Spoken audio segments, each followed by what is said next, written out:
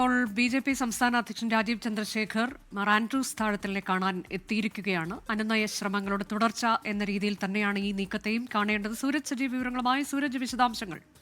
അനുജ, രാജീവ് ചന്ദ്രശേഖർ ഇപ്പോൾ തൃശൂർ അതിരൂപത ആസ്ഥാനത്തേക്ക് എത്തിയിരിക്കുകയാണ്. അല്പം മുമ്പാണ് രാജീവ് ചന്ദ്രശേഖർ ഇങ്ങോട്ടേക്ക് എത്തിയത്. ബി.ജെ.പിയുടെ ജില്ലാ നേതാക്കളും അതോടൊപ്പം തന്നെ പ്രധാനപ്പെട്ട നേതാക്കൾ എല്ലാവരും തന്നെ രാജീവ് ചന്ദ്രശേഖറിനെ അനുഗമിക്കുന്നുണ്ട്. ഇതിൽ ഏറ്റവും പ്രധാനപ്പെട്ട രാഷ്ട്രീയ നീക്കമായി തന്നെ ഇതിനെ കാണേണ്ടിയിരിക്കുന്നു. കാരണം ഈ കന്യാസ്ത്രീമാരുടെ അറസ്റ്റുമായി ബന്ധപ്പെട്ടുകൊണ്ട് വലിയ പ്രതിഷേധം സംസ്ഥാനത്തെ വിവിധ കോണുകളിൽ ക്രൈസ്തവ സഭകൾ ഉയർത്തുന്നുണ്ട്.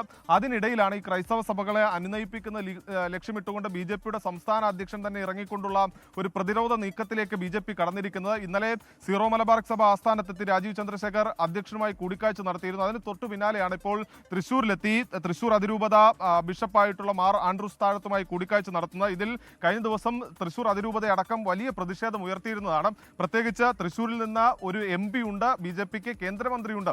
അങ്ങനെയുള്ള ഒരു സ്ഥലത്ത് ഈ വിഷയം വലിയ പ്രതിഷേധത്തിലേക്കൊക്കെ കാര്യങ്ങൾ പോയാൽ അത് വരുന്ന നിയമസഭാ തദ്ദേശ തെരഞ്ഞെടുപ്പുകളിലെല്ലാം തന്നെ തിരിച്ചടിയാകും എന്ന് വിലയിരുത്തിക്കൊണ്ടാണ് ഇപ്പോൾ ഈ സഭാ അധ്യക്ഷന്മാരെ അനുനയിപ്പിക്കാനുള്ള ഒരു നീക്കത്തിലേക്ക് ബി.ജെ.പി കടന്നിരിക്കുന്നത്.